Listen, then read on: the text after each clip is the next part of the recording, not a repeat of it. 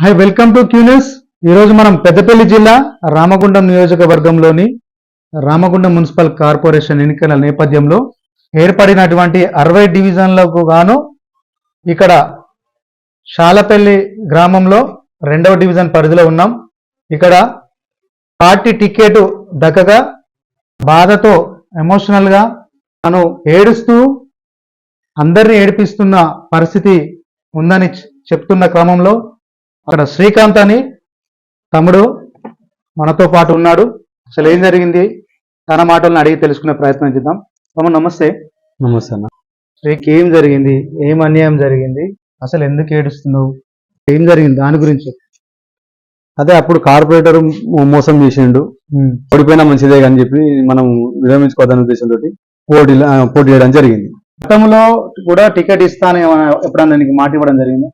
గతంలో ఎన్నికల ప్రచారంలోనే నేను సమస్యలు అని చెప్పే ఉద్దేశంతో ఆయన దృష్టి తీసుకుపోయినా. ఏ ఎన్నికల పోయిన ఎమ్మెల్యే జనరల్ ఎన్నికల్లో ఆయన పోటీ చేసినప్పుడు నేను వచ్చి కలిసి ఏం చెప్పిండు నీకు? ఇక్కడికి ఈ ఊరును విజిట్ చేయడం జరిగింది అన్నట్టు. ఆ క్రమంలో నేను ఇక్కడ సమస్యలు చెప్తే ఆయన గెలిచిన తర్వాత పరిష్కరిస్తాననే ఉద్దేశంతో చెప్పినాను. కానీ ఆయన ఏం మాట ఇచ్చిండంటే, నేను గెలిస్తే నిన్నే ఇక్కడ కార్పొరేటర్ గా చేస్తా, నీ ప్రజలకు నువ్వే సహాయ సహకారాలు అందిస్తావు, నీ డివిజన్ నువ్వే అభివృద్ధి చేసుకునే అవకాశాన్ని కల్పిస్తా అని చెప్పి మాట ఇచ్చేయండి. సహకరించలేదు. మరి సహకరించలేదు. నాకు పోటీ ఇవ్వమని చెప్పి ఆ కాలయాపన చేసుకుంటూ వచ్చిండు.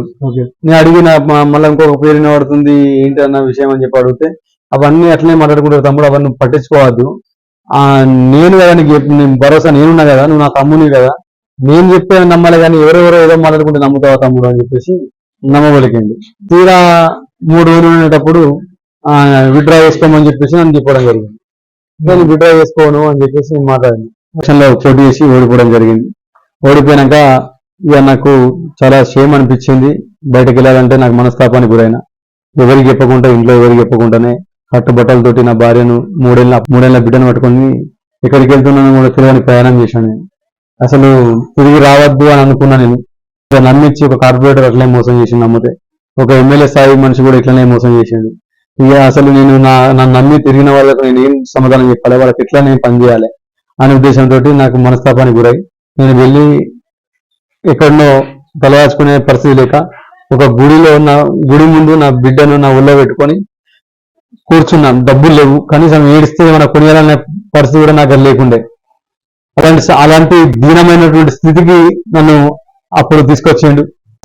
ఆ సమయంలో మళ్ళా నేను రిలీజ్ అయినా, ఇక్కడ మీరు ఎక్కడ ఊరు మేము పంపిస్తాము మీరు చెప్పండి అని చెప్పేసి వాళ్ళు చెప్పిన వాళ్ళే మా వాళ్ళకి ఫోన్ చేసిన వాళ్ళే అప్పుడు మా వాళ్ళు వచ్చి తీసుకొని వచ్చి మళ్ళీ ఇంటికి రావడం జరిగింది. దాని తర్వాత మళ్ళీ ఏం జరిగింది? ఓడిపోయిన తర్వాత ఈ రాజకీయాలు మనకు వద్దనే ఉద్దేశంతో స్వచ్ఛందంగా సేవా కార్యక్రమం చేయాలనే ఉద్దేశంతో దళపతి వ్యవసాయాన్ని పెట్టుకొని మేము సేవా కార్యక్రమం చేసుకుంటూ పోతున్నాం. ఆ సమయంలో మళ్ళీ సెకండ్ వేవ్ రావడం జరిగింది. దానిలో ఈ కరోనా పేషెంట్లకి, క్వారంటైన్ లో ఉన్న వారికి మనము అన్నం ప్యాకెట్లు ఇవ్వడము, వాళ్ళకి మెడిసిన్ అడిగితే మెడిసిన్ ఇవ్వడం, మనం కొన్ని ఫ్లెక్సీలు ఇచ్చినాం అన్నమాట. అక్కడక్కడ వాళ్ళు ఫ్లెక్సీలు ఫోన్ చేసిన వారికి చంద్రబాబు నాయుడు కాలనీ, ఇట్లా రామగుండము, ఇట్లా అక్బర్ నగర్ వరకు ఇట్లా అన్ని రేళ్ళ మెడిపెల్లి అలా చేసుకుంటా వెళ్ళి. మేము ఓట్ల రాజకీయం చేయలేదు. ఓడిపోయిన తర్వాత ఓట్ల రాజకీయం కోసం చేయలేదు. ఇది ఓట్ల కోసం కాదు, చేయాలనుకుంటే మా డివిజన్ వరకు ఇష్టం, ఎక్కడెక్కడ ఇవ్వాల్సిన అవసరం లేదు. అట్లా చేసుకుంటూ వెళ్తున్న క్రమంలో నాకు కరోనా వచ్చింది.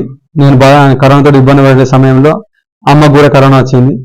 మా అమ్మ కూడా తీవ్రంగా అనారోగ్యానికి గురై అని చెప్పి కరోనా తీసుకుపోయారు. అక్కడ అమ్మ జరిగిపోయిన తర్వాత ఆ అమ్మ చావును ఆధారంగా తీసుకొని పరామర్శించే పేరుతోటి మళ్ళీ నా జీవితాలకు మాజీ ఎమ్మెల్యే కోరుగని చెందారు. మళ్ళీ నా జీవితాలు ప్రవేశించి మళ్ళీ రాజకీయ బాట పట్టిపించాడు. అన్నయ్య దగ్గర ఫోన్ చేసి, నేను ఎక్కడున్నా తమ్ముడు అంటే లక్ష్మణాలు ఉన్నా నేను అని చెప్పాను. లక్ష్మణాలు అంటే ఒకసారి ఇంటికి వచ్చిపో, నువ్వు తొందరపడకు, నేను ఎమ్మెల్యేగా ఉన్నా, నీకు ఏదైనా సాయం చేస్తా, నేను ఏ విధంగా చూసుకోవాలి ఆ విధంగా చూసుకోవాలి, ఎందుకంటే నువ్వు నాకు పని చేసినవి అని చెప్పి పిలిచిన వాళ్ళే సరే ఇబ్బంది పెడతాను అని చెప్పేసి నా బిడ్డను అటు నుంచి అంటే లక్ష్మణారావు నుంచి వాళ్ళ ఇంటికి వెళ్ళినా. నీకు పోయినసారి అన్యాయం జరిగింది, అమ్మ కూడా చనిపోయింది, నువ్వు ఆదర్శాలు అవి అని చెప్పి తిరుగుతున్నావు, ఇవి ఇవ్వాలంటే నీకు పవర్ ఉండాలి కదా, లాస్ట్ టైం అంటే ఏదో ఇబ్బంది అయిపోయింది, నేను తొందరపడను, ఏదైందో కదా జరిగిపోయింది, ఇప్పుడు నీకు నెక్స్ట్ టైం కంపల్సరీ టికెట్ ఇస్తా, నేను అనుకున్న వాళ్ళందరికీ నువ్వు మళ్ళీ తిరిగి ఆదుకోవాలంటే ఈ అధికారం అనేది అవసరం అని చెప్పేసి నన్ను మళ్ళీ ప్రోత్సహించి టికెట్ ఇస్తాను, నేను అవసరమైతే ఖర్చు అంతా కూడా నేనే పెట్టుకొని నేను గెలిపిస్తాను, దేనికి భయపడకు, అన్న ఉన్నాడు కానీ నీకు వెంబడి అని చెప్పి వాళ్ళ అమ్మ ముందే ఇదంతా. ఆ రోజు 2022 ఆగస్టు 31 తారీఖు, మీరు క్యాలెండర్ నోట్ చేసుకొని చెక్ చేసుకొని కావాలంటే, ఆ రోజు వినాయక చవితి తమ్ముడు ఈ రోజు మాటిస్తే నేను తప్పుతానా అని చెప్పేసి కూడా ఆయన అన్నాడు. మా అమ్మ ముందే నేను ప్రమాణం చేస్తున్నాను అని చెప్పేసి ప్రమాణం చేశాను. ప్రమాణం చేసినాక నేను నమ్మగా తప్పలేదు. ఇక ఈ క్రమంలో ఎన్నికల సమయం వచ్చింది. ఎన్నికల సమయం వచ్చినాక మరి నా టికెట్ గురించి అడిగితే, అది నీవేగా తమ్ముడు, 3 ఏళ్ళ ముందర నీకు మాట ఇచ్చాను, నేను మర్చిపోతానా అని చెప్పి అనడం జరిగింది. అందులో భాగంగానే ఇక నాకు టికెట్ ఇస్తున్నట్టే ప్రకటన జరిగింది. పార్టీ పెద్దల సభలో కూడా నేనే ఉన్నా. అందరూ తోటి కార్పొరేట్ కాంటెస్ట్ చేసే కూడా నాకు కంగ్రాట్స్ చెప్తూ వచ్చారు. ఎక్కడ కూడా అనుమానం లేదు. ఇక అసలు ఏ పాయింట్ కూడా నాకు అనుమానం ఎక్కడ కూడా రాలేదు. ఇక నేను ఇంకా దగ్గర పడుతుంటే, నువ్వు పని చేసుకో, నీకు కన్ఫర్మ్ అయిపోయిందని అన్నారు. లాస్ట్ డిప్యూటీ మేయర్ అభిషేకరావు గారు వస్తున్నారు అంటే, మళ్ళా పోయి అడిగితే, నువ్వు ఎటు తిరిగి అభిషేకాన్ని అయితే నువ్వే మేనేజ్ చేసుకోవాలని అయితే చెప్పలేను, ఎందుకంటే అలా అంత పెద్ద స్థాయి, ఆయన వస్తా మాత్రం ఆయనకే అయితే తప్ప నీకైతే కాదని చెప్పి మళ్ళీ అన్నాను. అయితే ఇక్కడికి పోయి ఆ ఎమోషన్, ఆ బాధ, ఆ పెయిన్ నాకు లోపల చాలా తీవ్రంగా ఉండే. పోయి అడిగితే ఆయన సింపుల్ గా నేను చేయని చెప్పాడు. నేను ఇక్కడ కూడా చెప్పలేదు, అది ప్రచారం జరుగుతుంది కానీ నేనైతే అనలేదు తమ్ముడు, నువ్వు కావాలంటే మరి నేను చేయను, పని చేసుకోపో అని చెప్పేసి అంటే, మరి ఈ మాట ఏదో ఎమ్మెల్యే గారికి ఫోన్ చేసి చెప్పండి, మాది మన చంద్రానికి చెప్పండి అన్న అని చెప్పి అంటే, ఆయన వెంటనే ఏమాత్రం ఆలోచించకుండా టక్కనే ఫోన్ చేసిండు, అన్న నేను పోటీ చేసుడు అనేది కుదరదు, మీకు తెలుసు కదా నేను పోటీ చేయనని. అని ఇట్లనే మరి ఆయన చెప్పిన వర్షం చెప్తాను, నువ్వు ఇదే స్టైల్ చెప్పిండు, నేను పోటీ చేయడం ఊరా నీకు తెలుసు అన్న, నేను పోటీ అయ్యా, ఆయనకు టికెట్ ఇవ్వండి, ఆయన పని చేసుకుంటాడు అని చెప్పేసి అన్నాడు. ఆయన కాళ్ళు మొక్కిన, దండం పెట్టిన. ఆ తర్వాత నేను అక్కడి నుంచి వచ్చి పని చేసుకుంటున్నా, డివిజన్ తిరుగుతున్నా, వారం నుంచి తిరుగుతూనే ఉన్నాయి. టికెట్ మనకు కన్ఫర్మ్ అయ్యి ఇంకా వేరే ప్రస్థానం కూడా ఇప్పుడు రాలేదు. అక్కడ కూడా అందరికి కంగ్రాచులేషన్ చెప్పారు. నువ్వు గెలుస్తున్న తమ్ముడు, నీకు సర్వేలు కూడా రిపోర్ట్ కూడా బాగున్నది, దాదాపు ఇప్పుడే 70% వరకు నీకు ఫీడ్బ్యాక్ ఉన్నది, జనాలలో నీకు ఏరిన వరకుంది, ఖచ్చితంగా గెలుస్తున్నది, నీకు పోయినసారి అన్యాయం జరిగినందుకు ఈసారి దేవుడు నిన్ను చల్లగా చూసేటువంటి ఇది ఉన్నది అని చెప్పేసి మాట్లాడారు. ఫోన్ చేస్తే రేపు అన్నారు, సెకండ్ రోజు అన్నారు, సెకండ్ రోజు నైట్ అన్నారు, ఈ థర్డ్ రోజు 3 గంటలకు లాస్ట్ కదా, మరి ఫోన్ రాలేదని చెప్పేసి పొద్దున్నే 5 గంటలకు మళ్ళీ స్నానం చేసి వెంటనే మళ్ళీ అక్కడికి పోయినా. అంటే నామినేషన్ బీఫామ్ ఇస్తాము, నామినేషన్ వేసుకోమని మాట చెప్పిండా? బీఫామ్ ఇస్తామని చెప్పారు. అంటే పార్టీ పేరు మీద బీఫామ్, పార్టీ పేరు మీద ఇస్తారని నమ్మకంతో నామినేషన్ వేసిరా? పార్టీ పేరు వినే నామినేషన్ వేసిన, ఒకటే సెట్ వేసిన.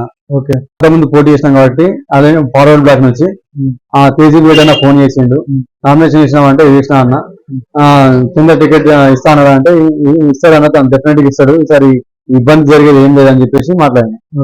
నీకు నువ్వు అమాయకునివి, నీకు రాజకీయం తెలియదు, నీకు ఈ దాన ధర్మాలు చేసుకుంటూ తిరిగినట్టు కాదు రాజకీయం అంటే, నీకు రాజకీయ పరిజ్ఞానం లేదు, నువ్వు అందరినీ గుడ్డిగా నమ్ముతావు, నా మాట ఎందుకైనా మంచిది, ఈ బీఫామ్ అయితే నేను రాసి పెడతా, నువ్వు నామినేషన్ అయితే ఆల్ ఇండియా ఫోర్ రాసి సెట్ అయితే ఒకవేళ ఆయన ఇస్తేనేమో నువ్వు చెయ్యి, లేకపోతే దీన్ని మీద చేసేవు, ఇస్తే నేను పార్టీ పెద్దలకు నేను సంజాయిషి చెప్పుకుంటా, ఎందుకంటే నువ్వు లాస్ట్ టైం అన్యాయం అయిపోయినావు కాబట్టి నీ మీద ప్రేమ ఉన్నది. సురేందర్ రెడ్డి సారు నువ్వు బాగా ప్రియమైన వ్యక్తివి, ఆయన కోసమైనా నేను ఈ బాధ్యత తీసుకోవాలి కాబట్టి నేను నీకు ఈ విధంగా నీకు సలహా ఇస్తున్నా అని చెప్పి ఆయన చెప్పింది. చేసినాక ఇక మామూలుగా జరుగుతూనే ఉన్నది, అసలు ఇక ఎక్కడ కూడా అనుమానం ఏం లేదు. ఇక ఎక్కడ అనుమానం వరకు నీకు ఎప్పుడు తెలిసింది బీఫ్ వస్తా అని చెప్పి రాకపోయేసరికి నేను పొద్దున తయారై అలా చిన్న ఇంటికి వెళ్ళిన.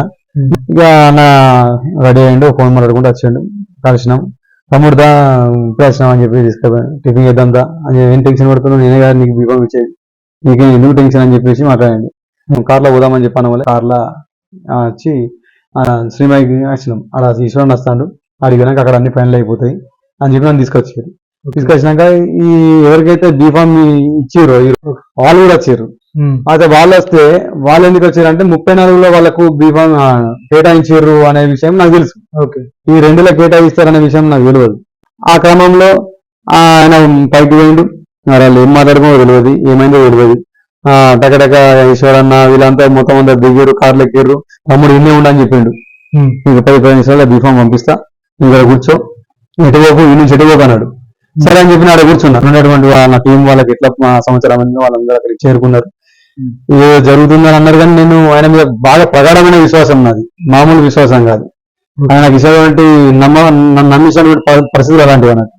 ఆ విషయంలో నేను అట్లే ఉన్నా, మాకు అన్యాయం జరగదు అని చెప్పన్నాము. చూస్తుంటే మెల్లమెల్లిగా అందరు వేరు, ఇక మేము మాత్రమే మిగిలినాం. ఇట్లా చూస్తుంటే ఒకటైతుంది, 1:30 అవుతుంది. నేను ఫోన్ చేస్తాను. ఫోన్ చేసేవరకు తమ్ముడు నీ పేరు రాస్తున్నా, ఆధార్ కార్డు పంపి అంటే, నీ ఆధార్ కార్డు పంపిస్తే నీకు బీఫామ్ పంపిస్తా, నువ్వు వెళ్ళి సబ్మిట్ చేసుకుంటే ఇంకా ఎందుకు తొందరగా అంత టెన్షన్ అవుతుంది నీకేం కదా, నేనుండగా నీకు అన్యాయం చేసాడు ఎవడు, ఇట్లా ఉంటుందా, పోయినసారి ఇట్లా జరిగింది కదా అని మళ్ళీ అదే మాట్లాడండి. ఇక మనం ఎందుకు నమ్మం. ఇక ఆ హోటల్లో ఎవరెవరు ఉండే అప్పుడు? హోటల్లో ఇక ఆశావాహులు అందరు వచ్చారు.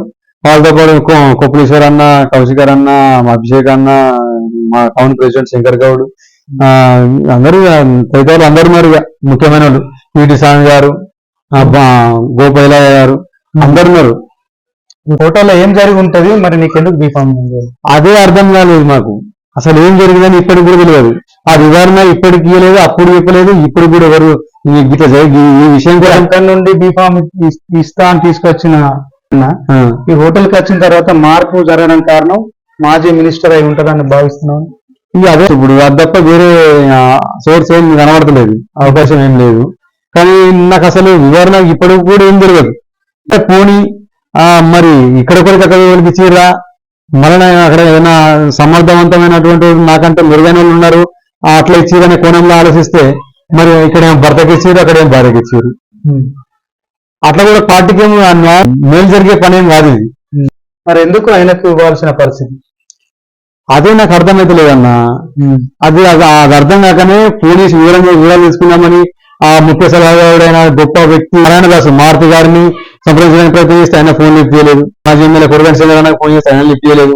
ఆయన పిఏకి అరవింద్కి ఫోన్ చేస్తే ఆయన లిఫ్ట్ చేయలేదు. డ్రైవర్ పోయి ఆయన లిఫ్ట్ చేయలేదు. ఎవ్వరు కూడా శశికళకు ఫోన్ చేసి ఏడ్చిన నేను. అంటే ఇప్పుడు ఇతను బీఫామ్ ఇచ్చిన అతను మాజీ మంత్రి యొక్క అనుచరుడు అయి ఉండడం వల్ల బీఫామ్ ఇవ్వడం జరిగింది. అవును, మాజీ మంత్రి అనుచరుడు కాబట్టి బీఫామ్ ఇవ్వచ్చు కానీ భార్యాభర్తలకు రెండిట్లు ఇస్తారో నాకు అంత అర్థమవుతుంది. ఎవరైనా బయటికి ఎప్పుడు లోపల చాలా విషయం ఉంటది అని చెప్పారు కానీ నేను నమ్మలేదు. అదే దీనికి కారణమే ఉంటుంది అని అనుకున్నా. ఇంకొక కారణమే ఉంటుంది, ఇంకా దానికి మించింది అయితే కొప్పులీశ్వర్ అన్న వచ్చినందుకో మరి ఈ విధంగా నేను చేసినందుకో. ఎన్ని రోజుల నీ కష్టము చూసింది కదా మీ నాయకుడు. ఆ ఒక చిన్న మాటతోటి ఈ గడిచిన నువ్వు చేసిన సేవలు గాని, ఆయన ఇచ్చిన మాటలు గాని ఇవన్నీ చెల్లుబాటు అయినాయి. అయితే ఈయనకు ఒక పెద్ద రోగం ఉంటది, చెప్పిన మాటలు బాగా వింటాడు ఈయన. కానీ నన్ను ఈ విధంగా అంటే ఒక టిఫిన్ పెట్టి బండ్లు ఎక్కించుకొని తీసుకొని వచ్చి నా బండి కూడా ఆడబెట్టు అని ఎంబడే పెట్టుకొని ఒక దేవునికి మన సమ్మక్క దగ్గర చేసినప్పుడు ఒక కోడి పిల్లల్ని ఎట్లయితే విత్తులు వేసి కోసే ముందు బలిచ్చే ముందు వేస్తారు కదా, అట్లా నీళ్లు అయిపించి గొంతుకు వస్తారు కదా, ఆ విధంగా నన్ను చేసేదాన్ని తీవ్రంగా నేను బాగా మనసుకు బాగా కష్టంగా తీసుకొని నేను అసలు జీర్ణించుకోలేకపోయినా. నేను కానీ ఇంత మోసం చేస్తాడని నేను అనుకోలేదు. బాధపడడానికి నా వ్యక్తిగత జీవితాన్ని నాకు పాడేయలేదు. ఈ బాధ వెనుక కారణం ఏంటంటే అప్పుడు ఒక టీం నా మీద ఆధారపడి ఒక టీం కార్పొరేటర్ చేయమంటే కార్పొరేటర్ సపోర్ట్ చేశారు, అదే టీము ఎమ్మెల్యే చేయమంటే ఎమ్మెల్యే చేశారు. అట్లా 5 ఏళ్ళు ఈ రోజు కూడా మా టీంలో ఎవరు కూడా దళిత బంధు అనేది ఒకటి వస్తే దళిత బంధు కూడా ఇంత మంది ఉంటే ఒకరికి కూడా దళిత బంధు ఇవ్వలేదు. ఎవరికి కార్పొరేటర్ ఫిరాయింపు చేసిన వాళ్ళకు ఇచ్చాడు. అట్లా కూడా ఏం మాకు అన్యాయం జరిగిందని చెప్పి మమ్మల్ని ఎప్పుడు కూడా ఇచ్చేయలేదు. అట్లా ఈ రోజు కూడా మళ్ళీ ఇంతమందిని రోడ్డు పాలు చేసిండు. మా ఊరు గెలిస్తే ఈసారన్నా మనం ఇక్కడ సర్వీస్ చేస్తే మనం అందరికీ ఆదర్శంగా ఉంటాం కదా, ఈ సర్వీస్ ఓరియంటెడ్ గా ఫుల్ టైం తీసుకుంటూ మనం కూడా బలంగా ముందుకు పోతాం. ఇంకా ఏదైతే నమ్మకం పెట్టుకున్నారో నీ ప్రజలు కావచ్చు, నీతో తిరిగిన కావచ్చు, వీళ్ళందరూ నమ్మకాన్ని వమ్ము చేసిండు. రేపు నేను ఏ ముఖం పెట్టుకొని ఉండాలనే బాధలో అలాంటి ఒక ఆవేదనతోటి నేను తీవ్రంగా మనస్తాపన చెందిన. అసలు మళ్ళా రోడ్డు మీద తీసుకొచ్చిండు. మళ్ళీ నా వాళ్ళకి ఏం చెప్పాలి, మా వాళ్ళు అన్నారు అప్పటికి ఆ రోజు పిలిచినప్పుడు పోతే ఎందుకు పోయినావు ఆయన దగ్గరికి, మనకు అన్యాయం చేసింది కదా, నీకు బుద్ధి లేదా అని అంటే, ఊరికి అన్యాయం జరుగుతుందా, ఎక్కడ పోయిందో అక్కడనే వెతుక్కోవాలి, ఆయన మళ్ళా భవిష్యత్తు ఇస్తా అంటాను కదా, చూద్దాము ఒకవేళ భవిష్యత్తు వస్తే మీతో పాటు ఊరు అందరికి కూడా మనం మేలు పెట్టుకున్నారు. నీ ప్రజలు కావచ్చు, నీతో తిరిగిన కావచ్చు, వీళ్ళందరూ నమ్మకాన్ని వమ్ము చేసిండు. రేపు నేను ఏ ముఖం పెట్టుకొని ఉండాలనే బాధలో అలాంటి ఒక ఆవేదనతోటి నేను తీవ్రంగా మనస్తాపన చెందిన. అసలు మళ్ళా రోడ్డు మీద తీసుకొచ్చిండు. మళ్ళీ నా వాళ్ళకి ఏం చెప్పాలి, మా వాళ్ళు అన్నారు అప్పటికి ఆ రోజు పిలిచినప్పుడు పోతే ఎందుకు పోయినావు ఆయన దగ్గరికి, మనకు అన్యాయం చేసింది కదా, నీకు బుద్ధి లేదా అని అంటే ఊరికి అన్యాయం జరుగుతుందా, ఎక్కడ వేయండి అక్కడనే వెతుక్కోవాలి. ఆయన మళ్ళా భవిష్యత్తు ఇస్తా అంటాను కదా, చూద్దాము ఒకవేళ భవిష్యత్తు వస్తే మీతో పాటు ఊరు అందరికి కూడా మనం మేలు చేస్తాం అనేదాన్ని నచ్చజెప్పినాం. నేను మాత్రం నమ్మిన, ఎందుకంటే నాకు వచ్చినటువంటి వాగ్దానం వాళ్ళు చూడలేదు కాబట్టి వాళ్ళు నమ్మలేకపోయారు. నేను నమ్మిన అన్నమాట. నేను నమ్మినందుకు ఈ విధంగా నమ్మకం మీ కళ్ళగా నీళ్ళు తెప్పించి గౌరవానికి కారణమైంది. అవును, అంతే అంతే, దానికి వేరే కారణమే లేదు. కనీసము ఏం జరుగుతుందో చెప్పకుండా చేయడం ఇంకా బాగా అనిపించింది. ఇక్కడ కలిసి ఆయన దగ్గర డబ్బులు తీసుకొని ఆయన బీఫామ్ ఇచ్చి ఉంటారు, అంతే ఇక అమ్ముకున్నారు పార్టీ. అంటే భార్యకు భర్తకు ఇవ్వడం అంటే ఇంకా వేరే ఏముంటది. మొత్తం అయితే నాకు గొంతు కోసిండి అయిపోయింది. నేను ఇప్పుడు కూడా ఫేస్బుక్ పెట్టడానికి ఇట్లా బీఫామ్ లేకపోతే బరిలో ఉండేటువంటి పరిస్థితులు కూడా లేదు. ఇక ఓకే, ఇప్పుడు ఎందుకోసం నువ్వు పోటీ చేయదలుచుకున్నా? ఇక్కడ పోటీగా ఎందుకు ఉంటుంది? మా ఊరు పునరావాస గ్రామం, ఎన్టీపీసీ పునరావాస గ్రామం. ఈ ఊరు ఇక్కడ మున్సిపాలిటీ ఎన్నికలు 1999లో జరిగినప్పుడు గౌరవ రామన్ అనే వ్యక్తి ఇక్కడ నుంచి పోటీ చేసిండు, మున్సిపాలిటీ కౌన్సిలర్ ఎన్నికైండు. ఆయన ఈ ప్రాంతాన్ని పట్టించుకోలేదు, నిర్లక్ష్యం చేసిండు. తొందరగా జరిగిన ఎన్నికల్లో పీసీల శ్రీనివాసరావు అనే వ్యక్తి కూడా పోటీ చేయడం జరిగింది, గెలవడం జరిగింది. ఆయన కూడా ఈ ప్రాంతాన్ని నిర్వహణ చేసింది. అట్లా వాళ్ళు అక్కడ ఉండేట వాళ్ళు కాబట్టి అక్కడనే డెవలప్ చేస్తున్నారు, అక్కడ ప్రజలకు అందుబాటులో ఉన్నారు. ఇక్కడ అసలు కౌన్సిలర్ ఉన్నారా లేరా అనే పరిస్థితి అప్పుడు ఉండే. ఈ ప్రాంతం 50 ఏళ్ల నుంచి ఎట్లయితే ఎన్టీపీసీ పట్టించుకోక, ఇటు మున్సిపాలిటీ పట్టించుకోక ఏదైతే నిర్లక్ష్యానికి గురైందో, ఇక్కడ పిల్లలకు చదువుకున్న వాళ్ళకు ఉద్యోగాలు లేక, ఇక్కడ మహిళలకు ప్రధానంగా స్వయం చూసుకునే ప్రాధాన్యత రాక, ఈ అవకాశాలు లేక ఆర్థిక ఇబ్బందులతోటి బిలో పావర్టీకి దిగజారిపోయి బతుకుతున్నటువంటి బ్రతుకులకు ఎక్కడ కూడా మార్పు రాలేదని ప్రజలకు ఏం చేయాలనుకుంటున్నారు? ఇట్లా అన్న గెలిచిండు, మనకు కార్పొరేటర్ చేస్తా అన్నాడు కదా. ఒకవేళ కార్పొరేటర్ అయితే ఇక్కడ సమస్యలు ఏంటివి, ఎట్లున్నది ఇక్కడ పరిస్థితి అని చెప్పి మనము ఇక డివిజన్ లో తిరగడం, చురుగ్గా తిరిగినాం. తిరిగే సమయంలో అనేకమైనటువంటి సమస్యలు, రోడ్లు లేవు అప్పటికి, ఇవన్నీ సరైన విధంగా డెవలప్మెంట్ లేదు. ఇవన్నీ డెవలప్మెంట్ చేయాలి. అంటే ఏ విధంగా అంటే ఒక స్కూల్ ఉంటది, ఆ స్కూల్లో 10 మంది పిల్లలు కూడా ఉండరు.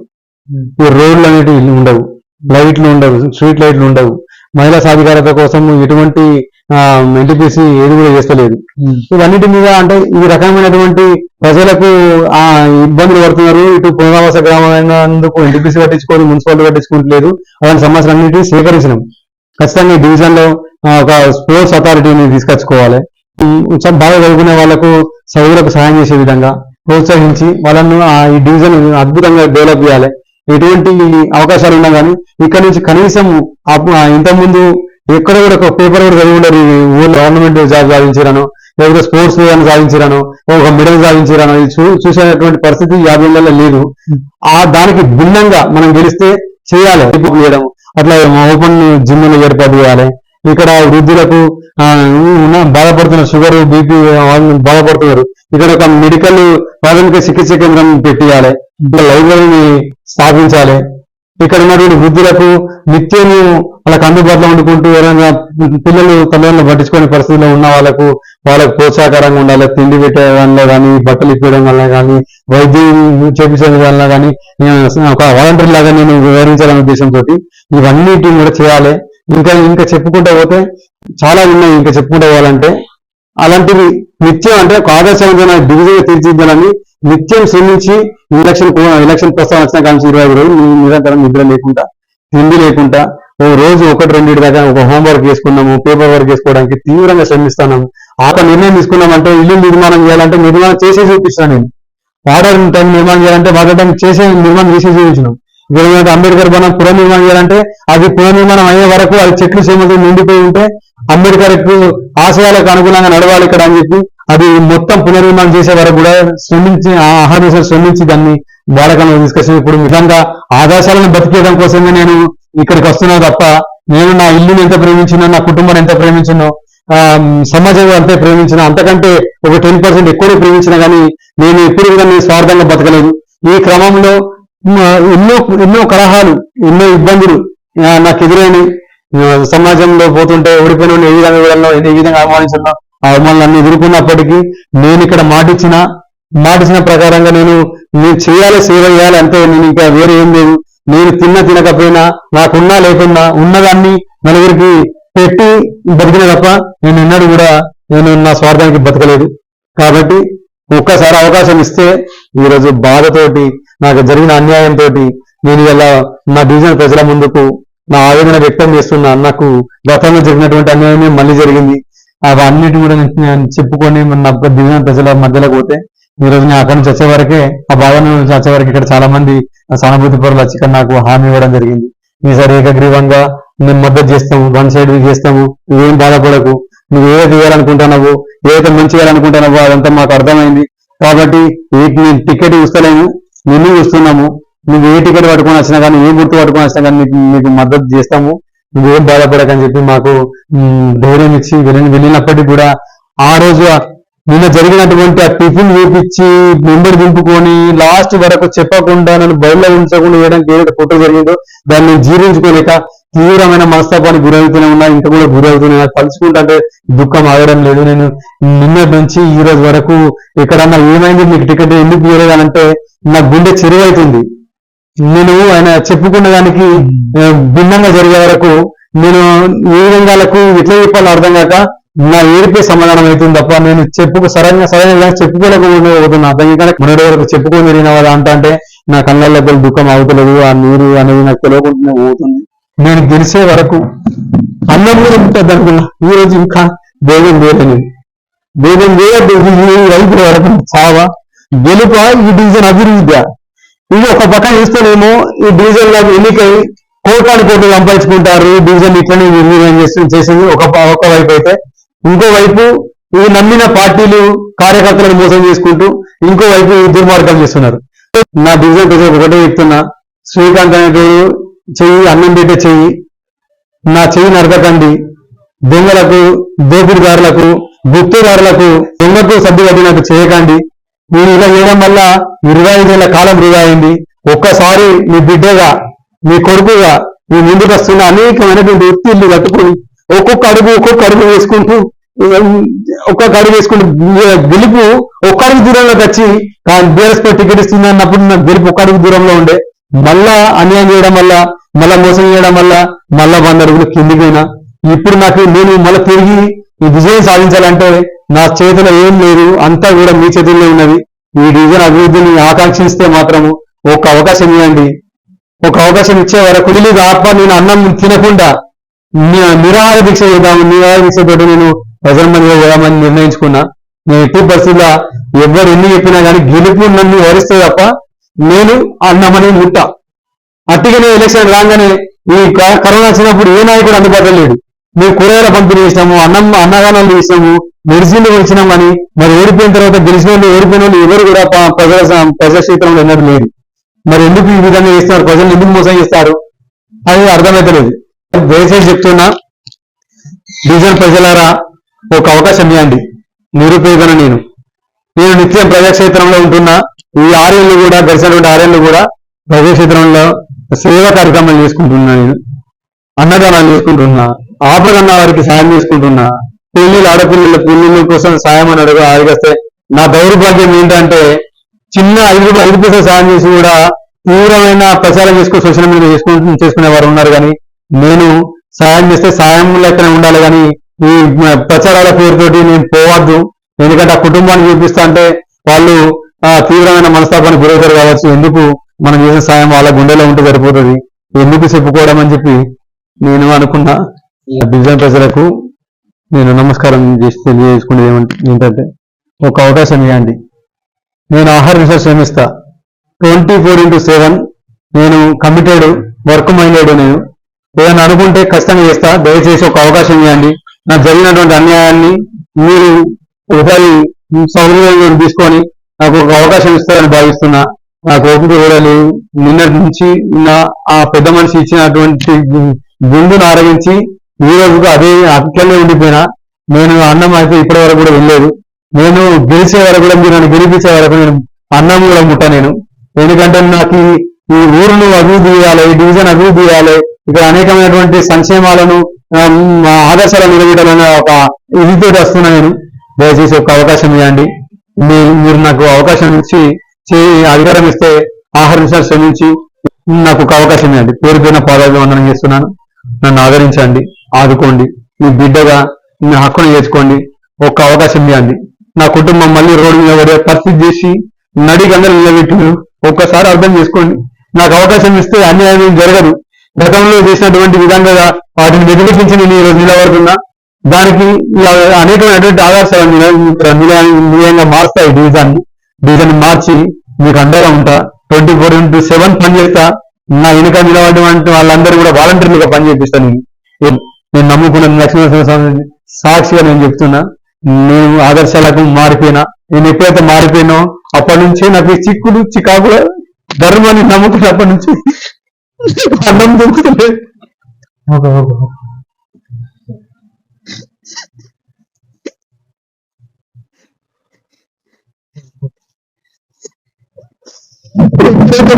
ఈ ధర్మ ప్రయాణం మొదలుపెట్టిను. అప్పటి నుంచి నాకు కష్టాలు బాధలు చాలా సంతోషంగా తిరగటం, చలాకీగా ఉండటం, సరళంగా ఉండటం, ఏది హక్కులు తెలుసుకోలేకపోతున్నాను. ఈ ధర్మ మార్గం ఎక్కడ పెట్టుకున్నాను, ఈ ఆదర్శాల వైపు ప్రతి నేను నడిచిందో అప్పటి నుంచి నాకు ఈ కష్టాలు వచ్చినాయి. ఆ బిడ్డ నాకు ఎన్ని కష్టాలు వచ్చినా కూడా నేను ఎప్పుడు కూడా ఎన్నికలు బయటికి రాలేదు. చాలా తీవ్రమైన శ్రమ ఉంది, చాలా ఆదర్శాలు ఉన్నాయి. నాకు అన్యాయం జరిగింది. ఒక్క అవకాశం ఇవ్వండి. ఒక అవకాశం ఇస్తే నేను ప్రూఫ్ చేసుకుంటా. ప్రూఫ్ చేసుకొని ఈ డివిజన్ లో నేను చెప్తున్నా నెక్స్ట్ యునానిమస్ చేసుకుంటాను. మీరు మీ స్వతహాగా యునానిమస్ నేను అనుడు కాదు, మీరే ప్రకటిస్తారు. ఈ డివిజన్ లో ఇంకోడు రాకుండా మీరే ప్రకటిస్తారు. మాకు ఒక్కడు ఉన్నాడు ఇక్కడ ఆదర్శంగా ఈ డివిజన్ తీర్చిదిద్దాడు, ఇక్కడ భవిష్యత్తు ఇచ్చిండు. ఈ డివిజన్ కు, ఈ గ్రామాలకు, నిర్వీర్యమైనటువంటి గ్రామాలకు భవిష్యత్తు ఇచ్చిందని మీరు భావించి మీరే యునానిమస్ గా ప్రకటించే విధంగా నేను పనిచేస్తానని కోరుతున్నాను. చెప్పండి, ఎట్లా మీ వారు ఇట్లా ఈరోజు తీరని అన్యాయం జరిగిందని ఏడుస్తున్న పరిస్థితి ఉన్నారు కదా, ఎట్లా పనిచేసేవాడు అసలు? ఈ విషయాలు కానీ ప్రజల విషయాల్లో కానీ ఎట్లా ఉండేవాడు? ఒక పని అనుకుంటే దానికోసం 4 గంటలకే లేసేవాడు. లేచి తను రెడీ అయ్యి వాళ్ళు రమ్మన్న టైంకి వెళ్ళి అక్కడ ఉండడు. వాళ్ళ కోసం ఎక్కడికంటే అక్కడికి వెళ్ళి ఏ పని అంటే అది చేసేటోడు. ఒక డెడికేషన్ తోటి కంప్లీట్ గా ఒక మనిషి మీద పూర్తి నమ్మకంతో ఆయన పని చేసేటోడు. తన స్వార్థాన్ని, ఇష్టాలను అన్నిటినీ వదిలేసేటోడు. వ్యక్తిగత జీవితాన్ని కూడా వదిలేసిన రోజులు ఉన్నాయి. మీకు జరిగిన అన్యాయం ఎట్లా చూస్తారు? ఇలా అంటే అది ఇక నేను చెప్పలేకపోతానన్న. తను అంత నమ్మకం పెట్టుకున్నాడు, నా ఇస్తాడు. ఒక్కసారి అంటే మోసం జరిగింది మాకు. ఈసారి ఎట్లయినా అన్న మాట ఇచ్చిండు. నా బిడ్డకు కూడా చెప్పిండు, చంద్రన్న ఈసారి టికెట్ ఇస్తాడు బిడ్డ మనకు అని. మిస్టేక్ చేసిండు చంద్రన్న. నా బిడ్డకు నీ మీద ఉన్న నమ్మకాన్ని కూడా కొట్టుకున్నావన్నాను. శ్రీకాంత్ అనే వ్యక్తి చంద్రన్నను ఎంత నమ్మి ఉన్నాడు, తన కోసం మాత్రమే ఆ నమ్మకాన్ని పోగొట్టుకున్నాడు చంద్రన్న. శ్రీకాంత్ అనే వ్యక్తిని కూడా చంపేసిండు. ఇది మాత్రం నేనైతే క్లియర్ గా చెప్తానన్న మీకు. ఎందుకంటే ఇంత డెడికేషన్ ఉన్న వ్యక్తి ఆయనకు దొరకడు. ఆ బిడ్డని కూడా, మమ్మల్ని కూడా, కుటుంబాన్ని కూడా వదిలేసి, వ్యక్తిగత జీవితాన్ని కూడా వదిలేసి ఆయన సమాజాన్ని అభివృద్ధి చేయడం కోసమే ముందుకెళ్తాడు. ఒక్కసారి దయచేసి ఆయనకు అవకాశం ఇవ్వండి. ప్రజా సమస్యల మీద పోరాడే వాళ్ళకి అవకాశం ఇస్తేనే నిజానికి అభివృద్ధి జరుగుతుంది.